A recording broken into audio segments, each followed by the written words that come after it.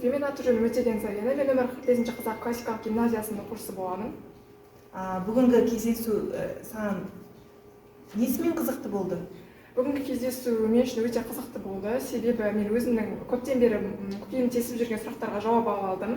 Және осы оқу орнына түсу үшін қандай документтер қажет екенін, қандай жағдайлар қажет екенін біліп, шекті балдың қанша болатынын білдім. Сәттілік.